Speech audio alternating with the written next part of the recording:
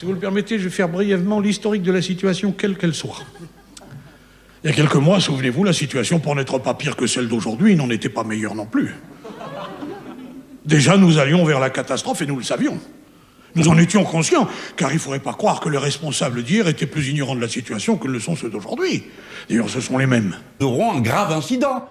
Alors, ça a été ou un meurtre, ça a été Mera en 2012, ça a été l'attentat la dernière semaine sur les Champs-Élysées. Vous vous rappelez de tout ça? La catastrophe, nous le pensions, était pour demain. C'était la dernière semaine. Avant, on avait eu Papivoise, dont plus personne n'a jamais entendu parler après. Donc, tout ça, c'est écrit d'avance. C'est-à-dire qu'en fait, elle devrait être pour aujourd'hui, d'ailleurs. Si mes calculs sont justes. Or, que voyons-nous aujourd'hui? Qu'elle est toujours pour demain.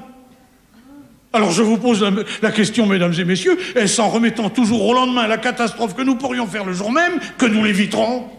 L'événement gravissime qui va une fois de plus permettre de montrer du doigt les musulmans et d'inventer une guerre civile, voilà, c'est bateau tout ça. Je vous signale entre parenthèses que si le gouvernement actuel n'est pas capable d'assumer la catastrophe, il est possible que l'opposition s'en empare.